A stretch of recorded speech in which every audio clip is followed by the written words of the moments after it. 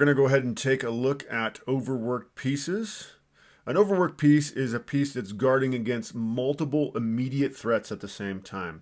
Maybe you're threatening to capture a couple of pieces and the same piece is trying to defend both of those pieces. A lot of times that's not possible. Or maybe there's a couple different checking moves and it's the same piece that's preventing both of those. That piece might be overworked. So let's go ahead and take a look at some examples of overworked pieces right now.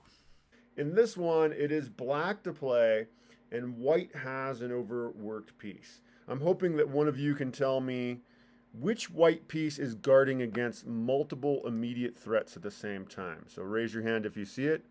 Go ahead, Oscar. Is it the queen? It is the white queen. Very good. The white queen is overworked. Why do you think she's overworked? Because he's guarding the knight and the rook and the bishop. Well, yeah, she's guarding the knight and the bishop. That's exactly right. So the knight and the bishop are both under attack. I'm going to put this on the screen here, just kind of defining overworked piece. Yeah, let me shrink that down a little bit. That's huge. So an overworked piece is a piece that's guarding multiple immediate threats at the same time. And yeah, we are threatening to take the knight. You always want to consider every capturing move. So that knight is a semi-loose piece. He's got one attacker and one defender. And we're also attacking the bishop. The bishop is not a semi-loose piece. It's got two defenders. It's got the knight and the queen defending it. But yeah, it is the queen, in fact, that is our overworked piece. And that's our tactic. We're looking for overworked pieces. Do you have any idea? How would you play this, Oscar? What would you play first? And I do see other hands that we'll give you first shot.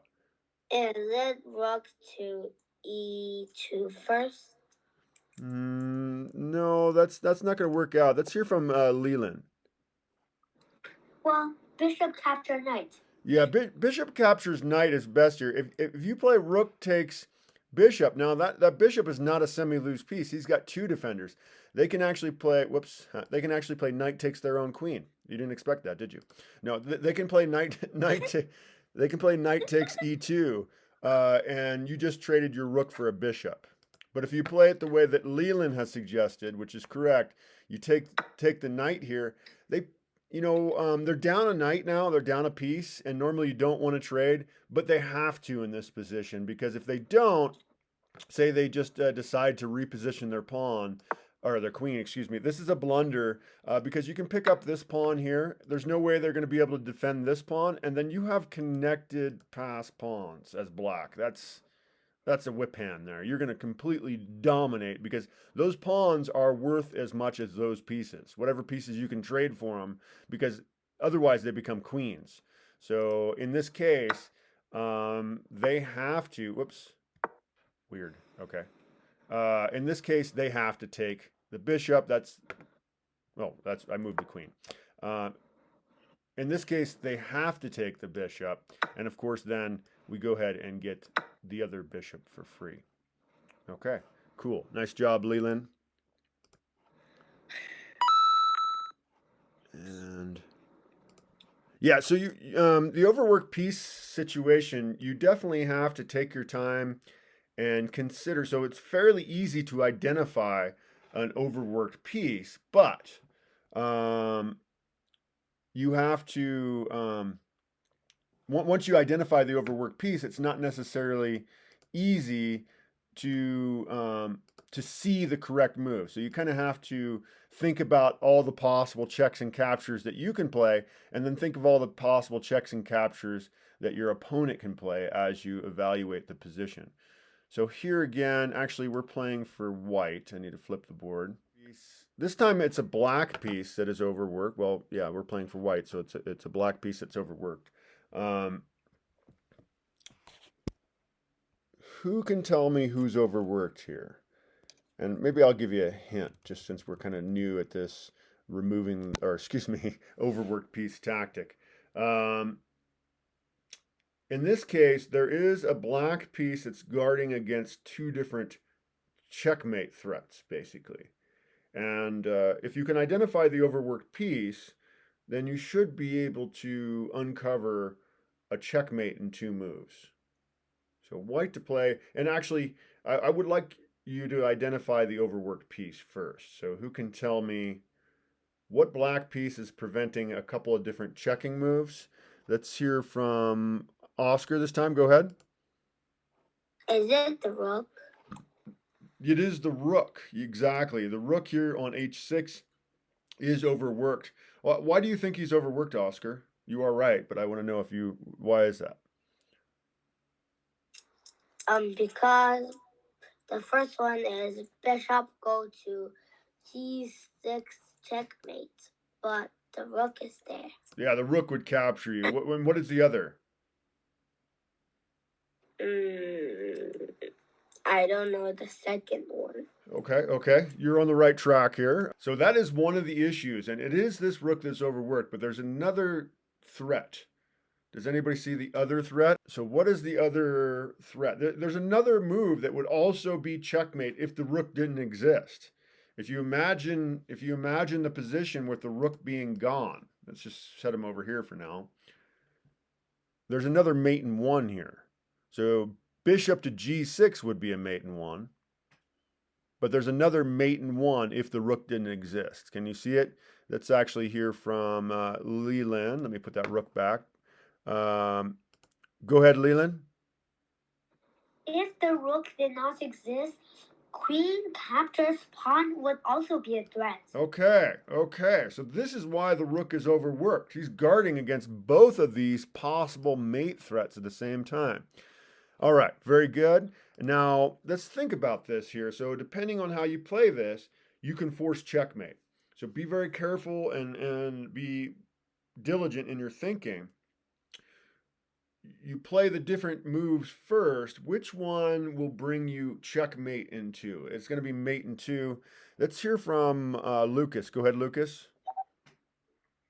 The first, the queen eats, then Okay. So you're saying queen captures first. The rook would capture back. I mean, that's forced. They could block with the rook instead, I guess, but that's crazy. So yeah, rook. And the bishop. Exactly. Very good. And if you, then it's that. Yep. It's the queen sacrifice first. And again, it doesn't make any sense to block. That's just crazy. So might as well pick up the queen. But then bishop to g6 is checkmate. Nicely done, Lucas. All right. Now, do notice, so you want to kind of get in the habit of doing evaluations of the board and seeing who's winning in the first place. And if you notice, we've only got 2 minor pieces. Knights and bishops are minor pieces. And they've got 3 minor pieces, right?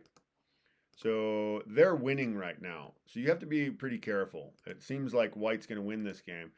But if you identify the overworked piece and you play the precise move order, it's tricky, the move order is tricky, then you can win some material. But first of all, what white piece is guarding against multiple immediate threats at the same time?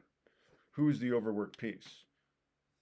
Let's hear from Leland. Go ahead, Leland. Is it the c3 knight? It is, in fact, the c3 knight. Very good. Yep, the c3 knight is the overworked piece. Now, okay, this is tricky. I need you guys to be diligent in your thinking, okay? Don't what I mean by diligent is that you're not being lazy. You're being very thorough in thinking it through. There's a couple different options of what you can play first, and then you got to think about all the checks or captures that your opponent can play back to you. There's a way that you can take a win here, but you've got to play the correct move first. Again, be very careful. If you play it the wrong way, you're going to lose this game. Let's hear from Oscar. Go ahead, Oscar. Is it queen takes queen first? So if queen takes queen, they're going to play, they have to play knight takes queen, and then what do you play? Bishop takes bishop. Very good, man. That's for being diligent in your thinking. Yeah, a lot of people don't want to do the queen trade. The queen, like, oh, no, I'm not risking my queen. That's just kind of, that's a pretty common way of thinking.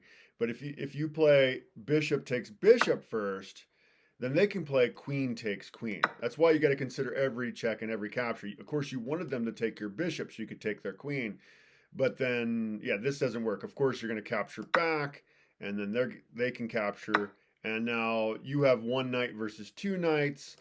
You've got a backwards pawn here. Backwards pawn means is a pawn that doesn't have any buddies behind him, and he can't advance because yeah, the knight is controlling that square. A strong opponent would bring their rooks to bear on that pawn as well, and that pawn is going to fall. This pawn would fall, and this is no good. Okay, so yes, you were exactly right. You take the queen first, and what are they going to do about it? They got to recapture. It'd be crazy not to. And then we get a free bishop, and we're back in the game. This is anybody's game. You've got the bishop maybe, so that might be an advantage in a end game. So yeah, nicely done. So black has an overworked piece in this situation. So one of black's pieces is guarding against multiple immediate threats at the same time. Not really possible. Who is the overworked piece? Let's hear from Oscar. Go ahead, Oscar. Is it the E6 knight? It is, in fact, the E6 knight. Yes, the E6 knight is overworked because we're threatening to take the bishop and we're threatening to take the rook, and it is a knight that is trying to defend both of those pieces. That is why the knight on E6 is overworked. Very good. Make sure you think about this the right way, right? So we want to consider both the capturing moves that we might play, and then you need to think about all the checks and all the captures that your opponent can play in order to find the right move. I think it's relatively easy to identify the overworked piece compared to actually finding the right move sequence, okay? So what should we play first, Leland? First, rook captures rook. Exactly right. Yeah, the checking move. You got to be You careful. don't want them capturing you. Yeah, because if you play bishop takes bishop, they're going to play rook takes rook check. You can capture their rook, but then they're going to capture your bishop, and you're exactly equal. You gained nothing there. But if you play the rook capture first, what are they going to do about it? It's check. They could, I suppose. It's check, so they have to do something. Yeah, they could move their king away, but then we got a rook for free, and so that doesn't make any sense. So they pretty much have to do this, and this way we only get a bishop for free. So we only got 3 points. If they would have let us keep the rook, we would have got 5 points. So white has an overworked piece. Who can identify which white piece is overworked here? Go ahead, Leland. It's the queen. It's defending the C7 rook, and it's also defending the H6 bishop.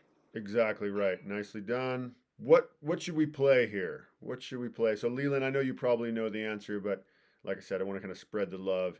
What would we play here? The queen is overworked. How do we take advantage of this situation?